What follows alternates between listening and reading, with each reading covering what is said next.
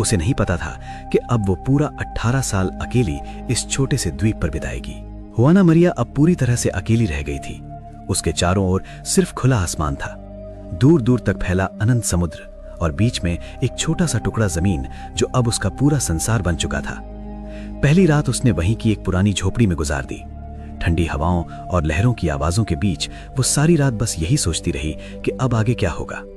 सुबह होते ही उसे एहसास हुआ कि जो कुछ भी पहले से यहाँ पड़ा है, टूटे बर्तन, कुछ लकड़ियां और फटे कपड़े, वो कुछ ही दिनों में खत्म हो जाएगा। अब उसे सब कुछ अपने दम पर करना होगा। और यही वो दिन आ जब उसकी असली परीक्षा शुरू हुई। समय के साथ उसने सबसे पहले सीखा कि समुद्र का खारा पानी पीने लायक नहीं होता। इसलिए जब भी आसमान से बारिश होती तो वो जमीन पर पत्थरों की मदद से गोल गोल गड्ढे बनाती और उन पर पत्ते, शैवाल बिछाकर पानी जमा करती। जब बारिश थमती तो वही गड्ढे उसका पीने का स्रोत बनते।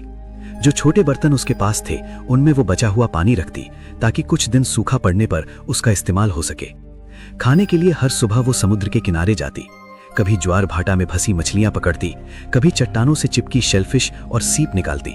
और जब कुछ भी नहीं मिलता तो पास उगे छोटे पौधों की सफेद जड़ों को उखाड़ कर खा लेती।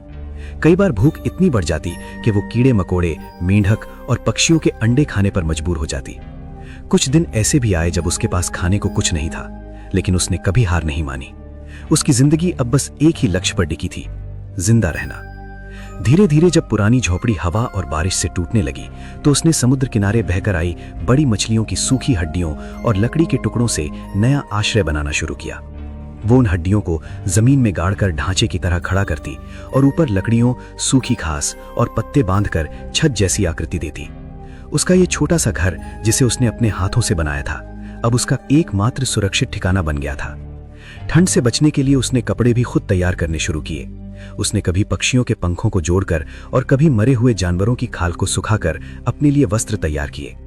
कपड़ों को जोड़ने के लिए वो सील के नसों, तंतुओं को सुखाकर धागों की तरह इस्तेमाल करती और बारीक हड्डियों से सुई बनाकर उन्हें सीटी। इस तरह उसने प्रकृति से जो कुछ मिला उसे जीवन में बदलने का तरीका सीख लिया। वना मरिया ने आग जलाना भी सीख लिया था। ये कला उसे उन लोगों से मिली थी जो कभी उस द्वीप पर रहते थे और जिन्होंने उसे आग जलाने का तरीका सिखाया था। धीरे धीरे वो इसमें निपुण हो गई। आग जलाना आसान नहीं था, इसके लिए उसे बहुत मेहनत और ताकत लगानी पड़ती थी। इसलिए वो आग सिर्फ जरूरत के समय ही जलाती थी, जब उसे कोई बड़ा शिकार मिलता, जैसे सील या बड़ी मछली। कभी वो इनका मांस धूप में सुखाकर खाती तो कभी आग जलाकर उसे भून कर खाती। और जब भी आग जलती तो वो उसे बुझने नहीं देती थी, क्योंकि उसे पता था कि इस निर्जन द्वीप पर दोबारा आग जलाना कितना कठिन काम है। समय बीतने के साथ जुआना मरिया ने समुद्र और मौसम के बदलते संकेतों को समझना शुरू कर दिया था। उसे अब पता चलने लगा था कि किस समय ज्वार घटेगा, किस दिशा से हवा चलेगी और कब आसमान में तूफान उमड़ेगा। वो उसी हिसाब से अपना दिन तय करती।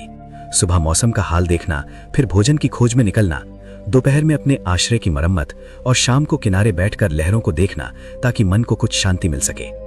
अकेलेपन से बचने के लिए उसने अपने मन को कामों में उलझाए रखा, रोज किसी न किसी चीज का लक्ष्य रखती। दोस्तों, आगे कहानी में क्या हुआ ये जानने के लिए स्टोरी का पूरा वीडियो मैंने नीचे कमेंट सेक्शन में पिन कर दिया है। वहां क्लिक करके आप पूरी कहानी देख सकते हो। और हां, ऐसी ही पूरी सर्वाइवल स्टोरीज के लिए हमारे YouTube चैनल को जरूर सब्सक्राइब करना। बहुत बहुत धन्यवाद।